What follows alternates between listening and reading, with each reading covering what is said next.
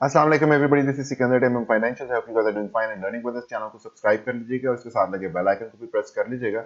So this is time sensitive content और तमाम वो भाई जो मार्केट में ट्रेड करना या टेक्निकल एनालिसिस को लर्न करना चाहते हैं उनके साथ भी जरूर शेयर कीजिएगा। छोटा सा एक माइलस्टोन अचीव हुआ for 100 subscribers on our channel. Kudos to every one of you, आप लोगों के बगैर नहीं हो सकता था। Thank you so much. Let's jump into the weekly time frame first on the KSC 100। KSC 100 में हमारे पास एसएस वीकली में कोई डिफरेंस नहीं है। Still we are trading above the 100 EMA on the weekly along with the 0.236 level. जो हमारे पास shorter retrace था इस लेवल का and also the 0.23 of this whole retracement which comes from March 2020 lows up till the June 14 2021 highs. तो इसमें shorter term time frame में चलते हैं। शॉर्टर टर्म टाइम फ्रेम में मैंने आपको बताया था कि we have now two closes और उसके बाद तीसरा भी हुआ, चौथा भी हुआ 0.266 कॉन्फिडेंस के ऊपर along with the 21 exponential. We are still over there, although थोड़ी सी एक साइडवेज होवरिंग चल रही है मार्केट की। मे बी दैट्स बिकॉज ये ट्रायंगल का जो हमारे पास एक सिचुएशन चल रही थी on a shorter term time में वो आगे चल के देखते हैं। तो इसके अलावा जो हमारे पास डेली हिडन बुलिश डाइवर्जेंस थी that played us out above to the 21 exponential moving average along with the 0.236 level.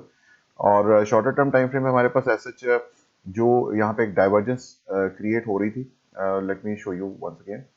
You can see this point over here on the RSI. This is a little above while price action is lower.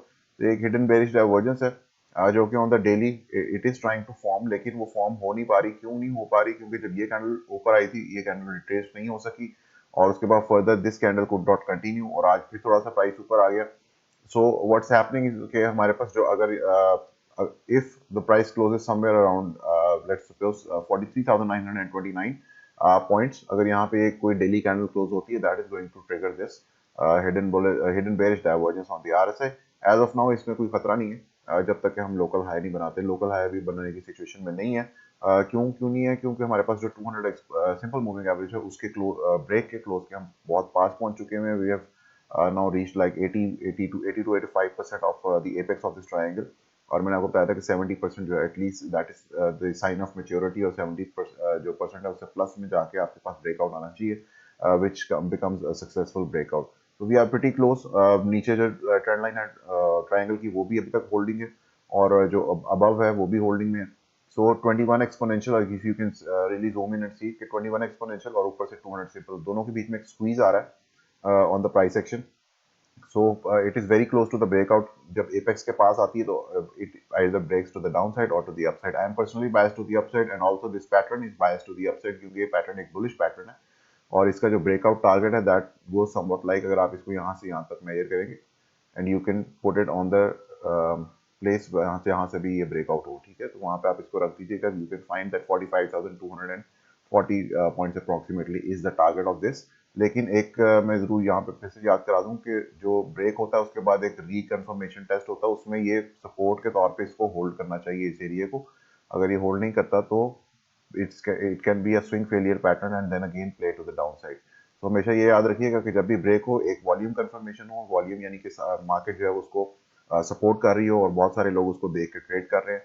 First of all ये चीज़ होनी चाहिए और उसके साथ breakout के बाद एक confirmation उसको एज ए सपोर्ट रीटेस्ट करने की होनी चाहिए that you can further continue to the upside। these are this telltale signs कि मार्केट जो है वो बिल्कुल सही तरीके से ब्रेकआउट हुई है, वरना यही चीज जो है वो मार्केट में बेयर्स को भी अट्रैक्ट कर लेती है क्योंकि जिस तरह बुल्स जो है वो सपोर्ट पर बाय करना जो है वो पसंद करते हैं या कई बुल्स पसंद करते हैं या मोस्टली जो लोग बुलिश होना चाहते हैं मार्केट में उनके लिए बेस्ट एरिया आप कह लें कि वो सपोर्ट पर बाय होना होता है। इसी तरह बेयर्स के लिए जो रेजिस्टेंस होती है उसके ऊपर शॉर्ट करना is sort of a best area. So any kind of a failure वो जो है वो ट्रिगर कर देता है बेयर्स की जो उनके चेक मार्क्स हैं और and they can short the market and put it again down to those levels जहां से वो उठनी शुरू हुई थी।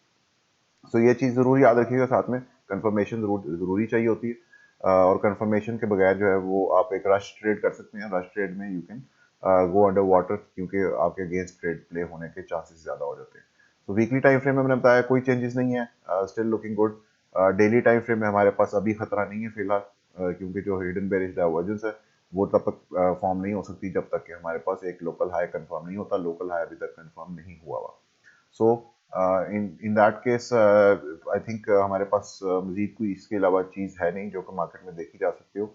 अलबत्ता आप एक जो शॉर्टर मूव था जो मैंने आपको बताया था कि this was the larger move starting from the June 14 highs till the December 14 जो आपके पास लोज बने थे, इसी मूव को अगर आप शॉर्टर टर्म टाइम फ्रेम में, यानी कि ये जो हमारा लास्ट मूव है, इसमें भी रिट्रेस करके देख सकते हैं।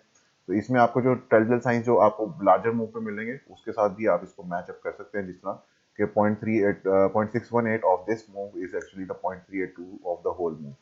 सो यहाँ पे आप 0.236 लेवल के ऊपर क्लोज हुए थे, यहाँ पे समर अराउंड 21 एक्सपोनेंशियल ऑल्दो थोड़ी सी ऊपर थी, बट देन अगेन 0.236 लेवल के ऊपर आपके पास क्लोज मिलता है समवेयर अराउंड दिस वन।